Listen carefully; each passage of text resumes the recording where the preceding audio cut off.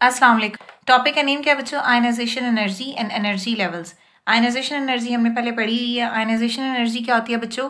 वो minimum amount of energy जो किसी भी एटम से, गैशियस एटम से इलेक्ट्रॉन को निकालने के लिए चाहिए होती है, उस एनर्जी को हम आयनाइजेशन एनर्जी कहते हैं। ठीक है, हमने ये बात की थी कि वैलेंस इलेक्ट्रॉन को निकालने के लिए जितनी एनर्जी एक एटम को चाहिए वो आयनाइजेशन एनर्जी है। तो बच्चों आज हम डिटेल में पढ़ेंगे कि आयनाइजेशन एनर्जी का इलेक्ट्रॉनिक शेल के साथ क्या रिलेशन है।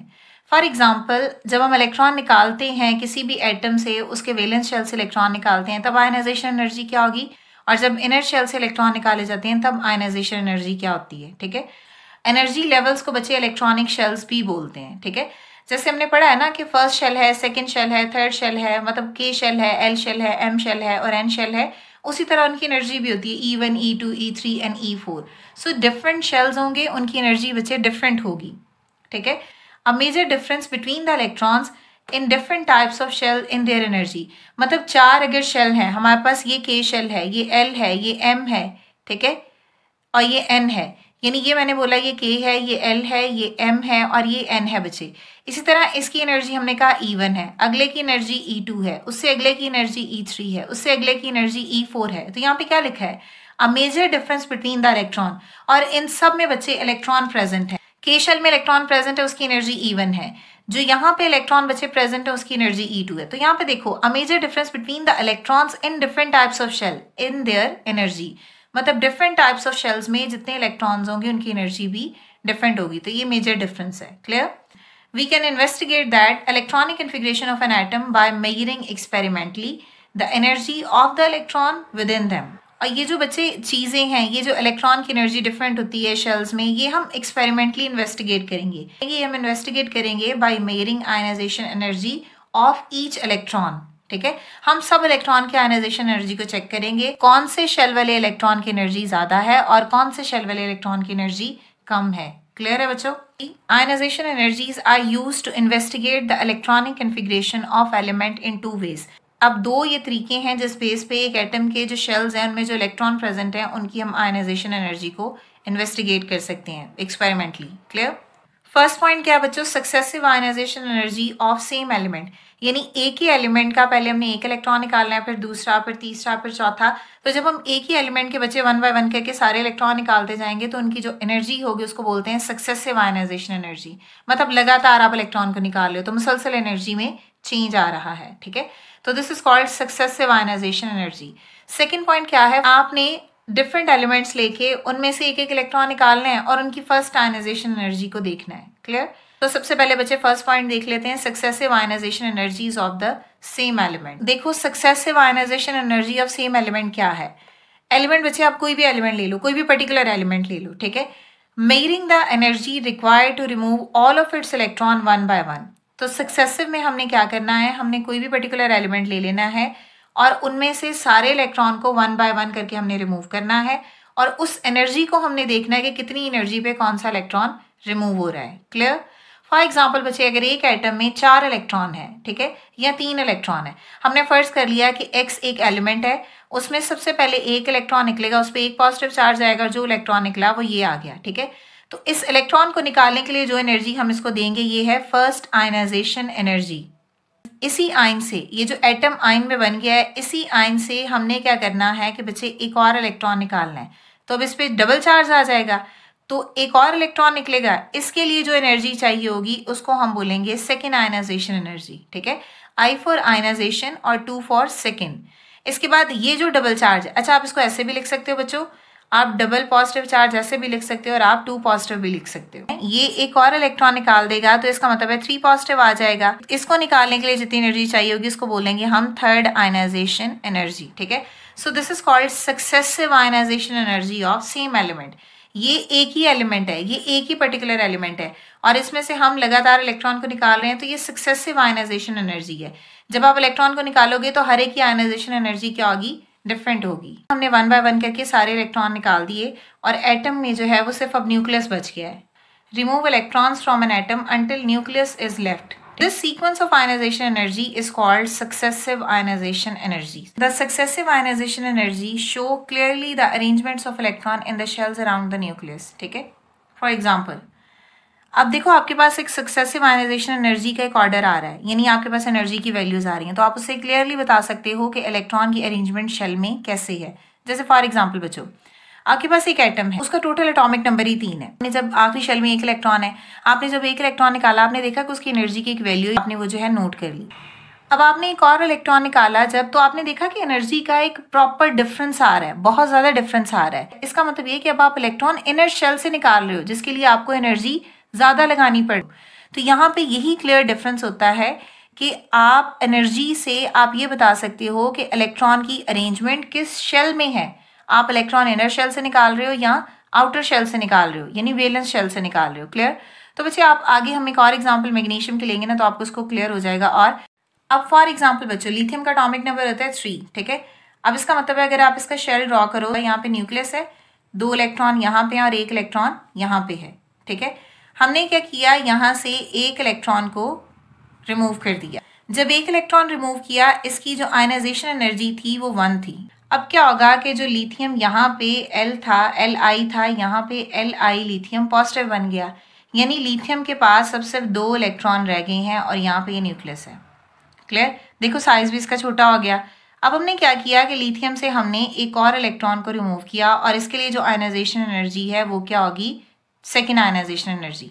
यानी अब लिथियम के पास इलेक्ट्रॉन जो है वो एक ही रह गया और ये हो गया L2 पॉजिटिव, ठीक है। अब जो 1 इलेक्ट्रॉन था वो भी 1 इलेक्ट्रॉन हमने निकाल दिया। तो जब 1 इलेक्ट्रॉन निकाला तो उसके लिए आयनाइजेशन एनर्जी क्या थी, थर्ड आयनाइजेशन एनर्जी। तो इसका मतलब है कि अब हमारे पास सिर्फ एटम का न्यूक्लियस बच गया है, Li3 पॉजिटिव बन गया है। तो यानी अब आप ये देखो, ये है सक्सेसिव आयनाइजेशन एनर्जी। पहले H1 फिर H2 फिर H3, यानी आप एक ऑर्डर से इलेक्ट्रॉन जो है वो रिमूव करते जा रहे हैं। यहाँ पे जो ऊपर बात की थी कि क्लियर अरेंजमेंट ऑफ इलेक्ट्रॉन बताती है आपको ये एनर्जी। जब आपने बच्चों इस शेल से इलेक्ट्रॉन निकाला तो इसकी आयनाइजेशन एनर्जी कम होगी, लेकिन जब आपने इनर शेल से इलेक्ट्रॉन निकाला तो आपने देखा कि आयनाइजेशन एनर्जी में वाजिया डिफरेंस आ रहा है, जो क्लियरली हमें ये बताता है कि हमने अब इलेक्ट्रॉन वैलेंस शेल से नहीं बल्कि इनर शेल से निकाला है। यानी इलेक्ट्रॉन जो है वो अब किसी और शेल में है, जिस वजह से एनर्जी का डिफरेंस आ रहा है। इसलिए यहाँ पे ये लिखा हुआ था कि जो सक्सेसिव आयनाइजेशन एनर्जी है वो हमें क्लियर अरेंजमेंट ऑफ इलेक्ट्रॉन बताती है अराउंड द न्यूक्लियस, ठीक है। मैग्नीशियम का एटॉमिक नंबर होता है बच्चों 12। अब हमें कहा गया है कि measure the energy required to remove the successively the first electron, the second electron and the third and so on, ठीक है। एग्जाम्पल है हमारे पास मैग्नीशियम, हमने सक्सेसिव इलेक्ट्रॉन को रिमूव करना है, पहले पहला इलेक्ट्रॉन, फिर सेकंड इलेक्ट्रॉन, फिर दूसरा, फिर तीसरा, फिर चौथा, 12 के 12 इलेक्ट्रॉन हमने रिमूव कर देने हैं, ठीक है। Plot the graph between the number of electron removed and ionization energy, ठीक है। बच्चों हमने ग्राफ प्लॉट कर लिया, एक्स एक्सिस पे है नंबर ऑफ इलेक्ट्रॉन रिमूव्ड और वाई एक्सिस पे हमने लिखी है आयनाइजेशन एनर्जी। अब यहाँ पे आयनाइजेशन एनर्जी हमने log 10 में लिखी है, बिकॉज आयनाइजेशन एनर्जी की वैल्यू बहुत ज्यादा थी तो हमने उसको स्मॉलेस्ट कर दिया है, log 10 ले लिया है उन वैल्यूज का। मैग्नीशियम के इलेक्ट्रॉनिक कन्फिग्रेशन शेल्स में लिखते हैं, ये फर्स्ट शेल, ये सेकंड शेल और ये है हमारे पास थर्ड शेल, ठीक है। Mg, तो पहले शेल में 2 इलेक्ट्रॉन, अगले में 8 और उससे अगले में 2 होंगे। इन 2 शेल्स को हम बोलेंगे इनर शेल और ये होगा वैलेंस शेल। अब हम इलेक्ट्रॉन को ना ड्रॉ करते हैं, थोड़ा सा डिफरेंस कर देते हैं, सारे इलेक्ट्रॉन्स को डिफरेंट ड्रॉ करते हैं। सेंटर में है न्यूक्लियस, तो ये हमने पहले 2 इलेक्ट्रॉन को ड्रॉ कर, उसके बाद सेकंड में कितने हैं 8, तो उसके बाद ही हमने 8 इलेक्ट्रॉन को इससे ड्रॉ कर लिया, ठीक है। उसके बाद कितने बच गए 2 इलेक्ट्रॉन है, वो हमने इलेक्ट्रॉन इस पे ऐसे लिख दिए इससे। क्लियर है बच्चों? अब हम इसको करते हैं जरा एक्सप्लेन। इसमें जो ये इलेक्ट्रॉन है इसको हम बोलेंगे ये है वैलेंस इलेक्ट्रॉन। जो ये वाले शेल्स हैं, ये वाले अंदर वाले, ये दोनों, इन दोनों को हम बोलेंगे ये है इनर इलेक्ट्रॉन्स, क्योंकि ये इनर शेल्स हैं। अब हम क्या करेंगे, इस ग्राफ के अकॉर्डिंग इसको एक्सप्लेन करेंगे। सबसे पहले देखो ये वैलेंस शेल है तो इसके इलेक्ट्रॉन सबसे पहले निकलेंगे। तो देखो बच्चों इसकी एनर्जी सबसे लो है, ठीक है। ये जो दोनों है बच्चे ये थर्ड शेल इलेक्ट्रॉन है, ठीक है। ये दोनों क्या हैं, ये थर्ड शेल के इलेक्ट्रॉन्स हैं। अब देखो ये थर्ड शेल के इलेक्ट्रॉन है, मींस ये वैलेंस इलेक्ट्रॉन है तो इनकी एनर्जी लो है, तो यहाँ पे भी हमें पता चल रहा है कि इनकी एनर्जी यहाँ पे है, ठीक है। तो उसके बाद क्या होगा कि यहाँ पे एक जंप आएगा। इस जंप का मतलब क्या होगा कि हमने अब इलेक्ट्रॉन इनर शेल से निकालने हैं, ठीक है। तो ये है बच्चे फर्स्ट जंप। अब फर्स्ट जंप के बाद इनर शेल में कितने इलेक्ट्रॉन है, 8 इलेक्ट्रॉन है। तो इसका मतलब है ये 8 इलेक्ट्रॉन जो है वो इनर शेल से 1 बाय 1 करके रिमूव होंगे। तो ये वाले जो इलेक्ट्रॉन्स थे ये कौन से थे, ये वाले, ठीक है। अब यहाँ पे जो ये वाले सारे के सारे इलेक्ट्रॉन्स हैं ये कौन से हैं, तो ये 8 के 8 इलेक्ट्रॉन ये कौन से हैं, ये है सेकंड शेल इलेक्ट्रॉन। और ये हमने कहाँ से रिमूव किए हैं, ये हमने रिमूव किए हैं बच्चों इनर शेल से। इन 8 इलेक्ट्रॉन को रिमूव करने के बाद अब ये वाले जो फर्स्ट शेल के 2 इलेक्ट्रॉन है ये रिमूव होंगे। इलेक्ट्रॉन रिमूव होगा तो इसके बाद एक और जंप आएगा, ये कौन सा है, ये है सेकेंड जंप। इसके बाद क्या होगा, ये जो लास्ट वाले ये 2 इलेक्ट्रॉन है हम ये रिमूव कर देंगे और ये इनर शेल है, यानी ये सबसे पहला शेल है, ठीक है। ये कौन सा शेल है, ये है फर्स्ट शेल। और ये बच्चे कौन सा है, ये फर्स्ट शेल है, ये वाला। अब इस ग्राफ से हमें क्या समझ आ रही है, सक्सेसिव आयनाइजेशन एनर्जी इंक्रीज होती है जब हम मूव करते हैं वैलेंस शेल से इनर शेल में। अब ये वाला शेल क्या है, ये है वैलेंस शेल, ठीक है। और ये जो फर्स्ट शेल क्या है, ये है इनर शेल। इसका मतलब ये बच्चों जो वैलेंस शेल के इलेक्ट्रॉन है इनको इलेक्ट्रॉन को रिमूव करने के लिए कम एनर्जी चाहिए बिकॉज ये न्यूक्लियस से दूर है, अट्रैक्शन कम है। अब इनर शेल के इलेक्ट्रॉन को रिमूव करवाने के लिए एनर्जी ज्यादा चाहिए होगी। इससे हमें इन्फॉर्मेशन क्या मिलती है, सबसे इंपॉर्टेंट चीज बच्चों देखो, हमने पहले 2 इलेक्ट्रॉन को रिमूव करके देखा कि एक एनर्जी का डिफरेंस आ रहा था। फिर जब हमने थर्ड इलेक्ट्रॉन को रिमूव किया तो हमने देखा कि एक वाजिया डिफरेंस आया है, जिसका मतलब ये था कि हमने इलेक्ट्रॉन वैलेंस शेल से नहीं बल्कि इनर शेल से रिमूव करवाया जो कि न्यूक्लियस से नजदीक है, यानी जिसमें न्यूक्लियस का होल्ड है, जिससे इलेक्ट्रॉन को निकालने के लिए आपको एनर्जी ज्यादा चाहिए थी। जो एक वाजिया डिफरेंस, ये इस चीज की क्लैरिफिकेशन थी कि हमने अब शेल को शिफ्ट किया है, यानी अब हमने जो इलेक्ट्रॉन है वो वैलेंस शेल से नहीं बल्कि हमने इनर शेल से इलेक्ट्रॉन निकाला है, तभी तो एनर्जी का इतना डिफरेंस आया है। यानी यहाँ पे एक वाजिया जंप था जो कि शेल की एग्जिस्टेंस के बारे में हमें बता रहा था, ठीक है। यहाँ पे हमने 1 बाय 1 करके सारे इलेक्ट्रॉन रिमूव किए, तो यहाँ पे देखो एक सक्सेसिव इंक्रीज आ रहा है आयनाइजेशन एनर्जी में, क्लियर। फिर उसके बाद क्या हुआ कि एक उसी तरह का सिमिलर बट एक इनर्मस जंप एक और आया, यानी इसका मतलब ये है कि अब हमने एक और शेल को शिफ्ट किया है। अब हमने इलेक्ट्रॉन उस इनर शेल से निकाला है जो न्यूक्लियस के करीब है, तो इन दोनों इलेक्ट्रॉन को निकाल दिया और इसके बाद यहाँ पे जाके बच्चे एटम का जस्ट न्यूक्लियस बच गया था। सारे के सारे इलेक्ट्रॉन हमने जो है वो इससे निकाल दिए थे। अब यहाँ पे बच्चों देखो एक शेल तो यहाँ पे प्रेजेंट है, ठीक है, एक शेल ये है और एक शेल ये है। इसका मतलब ये है कि इस पूरे ग्राफ से हमें ये समझ आई है कि टोटल नंबर ऑफ शेल इस एटम में 3 है जो कि हमने एनर्जी से आइडेंटिफाई किए हैं। तो याद है मैंने स्टार्ट में एक लाइन बोली थी, successive ionization energy show clearly the arrangement of electron in the shells around the nucleus. So this is the arrangement of electron in the shell around the nucleus. हमने सिर्फ एनर्जी की values को देखा जिससे हमने ये आइडेंटिफाई किया इस ग्राफ में 2 जंप हैं, यानी 2 शेल्स हैं। एक शेल तो ऑलरेडी पहले है वैलेंस शेल, उसको तो हम डिस्कस कर चुके हैं। उसके अलावा जो 2 इनर्मस जंप थे वो 2 शेल की एग्जिस्टेंस थी। एक चीज बच्चे याद रखनी है, जो शेल जितना न्यूक्लियस से करीब होगा उसमें मौजूद इलेक्ट्रॉन को निकालने के लिए हमें एनर्जी ज्यादा चाहिए होगी। जो शेल जितना न्यूक्लियस से दूर होगा वहां से इलेक्ट्रॉन को निकालने के लिए हमें एनर्जी कम लगानी पड़ेगी, क्लियर है। सेकेंड पार्ट क्या है बच्चों, first ionization energy of different elements. तो हमने डिफरेंट एलिमेंट्स लेने हैं और उनकी फर्स्ट आयनाइजेशन एनर्जी को डिस्कस करना है, ठीक है। This shows how the first ionization energies of element vary with atomic number. 2 different elements हैं, 3 डिफरेंट एलिमेंट्स हैं, तो ऑब्वियस सी बात है बच्चों उनके एटॉमिक नंबर डिफरेंट होंगे। जब आप फर्स्ट इलेक्ट्रॉन उनमें से रिमूव करोगे तो ऑब्वियस सी बात है उनकी आयनाइजेशन एनर्जी भी डिफरेंट होगी। फॉर एग्जाम्पल आपको सोडियम से इलेक्ट्रॉन को निकालने के लिए जो एनर्जी चाहिए वो डिफरेंट होगी, this is called first ionization energy. Magnesium से जो इलेक्ट्रॉन को निकालने के लिए एनर्जी चाहिए वो डिफरेंट होगी। अब हमने यहाँ पे ये देखना है, हमने डिफरेंट एलिमेंट्स लिखने हैं और उनकी आयनाइजेशन एनर्जी को एक्सप्लेन करना है, क्लियर है, फर्स्ट आयनाइजेशन एनर्जी को, ठीक है। All ionization energies are strongly endothermic. Endothermic का मतलब क्या होता है कि जब आप किसी भी चीज को एनर्जी देते हो ना बच्चे, उस रिएक्शन को हम बोलते हैं एंडोथर्मिक रिएक्शन, यानी it takes energy to remove the electron from an atom. यानी आपके पास ये एक एटम है, आप इसको एनर्जी दोगे तो फिर यहाँ से इलेक्ट्रॉन जो है वो रिमूव होगा, यानी ये जो एनर्जी अब्सॉर्ब हो रही है, तो इस रिएक्शन को हम बोलते हैं एंडोथर्मिक रिएक्शन या endothermic. All ionization energies are strongly endothermic. क्यों एंडोथर्मिक होती हैं? क्योंकि ये सारी की सारी एनर्जी आप उस इलेक्ट्रॉन को रिमूव करवाने के लिए उस एटम को दे रहे हो।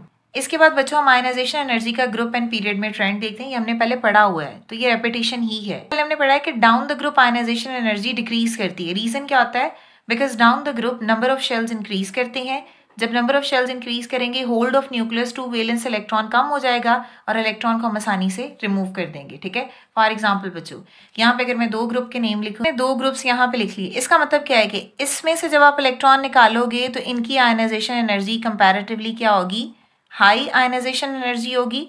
और जब आप इससे इलेक्ट्रॉन निकालोगे तो इनकी आयनाइजेशन एनर्जी क्या होगी, कंपैरेटिवली लो होगी। रीज़न क्या होगा कि ये है स्मॉल साइज और न्यूक्लियस की अट्रैक्शन ज़्यादा है, और ये है लार्ज साइज और इस पे न्यूक्लियस की अट्रैक्शन है कम। अब नेक्स्ट बच्चों पीरियड में इसका ट्रेंड देखेंगे। पीरियड में आयनाइजेशन एनर्जी जो है वो जनरली इंक्रीज होती है, हमने पढ़ा है पहले, ठीक है। पीरियड का मतलब क्या होता है कि एलिमेंट्स अरेंज होते हैं left to right ionization energy increase होगी। जो लेफ्ट साइड पे एलिमेंट है उनकी आयनाइजेशन एनर्जी लो होगी, और जो राइट साइड पे है एलिमेंट उनकी आयनाइजेशन एनर्जी होगी ज्यादा। यानी लेफ्ट साइड पे अल्कली मेटल्स हैं तो इनकी आयनाइजेशन एनर्जी लो है, राइट साइड पे नोबल गैसेस हैं तो इनकी आयनाइजेशन एनर्जी ज्यादा है, ठीक है।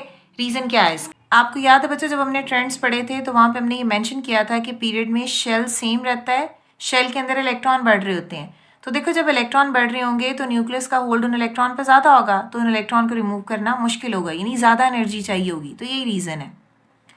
Because across the period shell number remains same, as proton number increases, electrons are added in the same shell. As a result, nucleus attract the valence electron more strongly and it become difficult to remove valence electron और ionization energy automatically high हो जाएगी। यही वजह है जब हम periodic table में right side पे मूव करते हैं तो आयनाइजेशन एनर्जी जो है वो आहिस्ता आहिस्ता बढ़ती जाती है। क्लियर है बच्चों? ये ग्राफ बना हुआ मैंने जस्ट 2 पीरियड जो है वो यहाँ पे लिखे हैं, आप सारे पीरियड बुक पे देख सकते हैं। फर्स्ट पीरियड में ये 2 एलिमेंट है, हाइड्रोजन एंड हीलियम।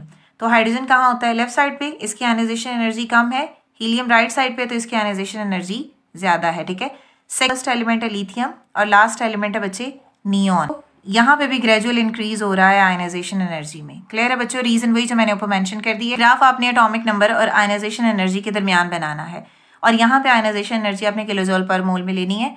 पहले वाले ग्राफ में हमने log 10 से उसकी वैल्यू को लिया था। क्लियर है बच्चों? ये जो डिफरेंट एलिमेंट्स में बच्चे आयनाइजेशन एनर्जी में ग्रेजुअल इंक्रीज हो रहा है, इसका मतलब ये है कि शेल सेम है इसमें, और सेम शेल में इलेक्ट्रॉन बढ़ रहे हैं। उन इलेक्ट्रॉन को जब हम बच्चे रिमूव करते हैं तो आपको एनर्जी ज्यादा लगानी पड़ती है, ठीक है।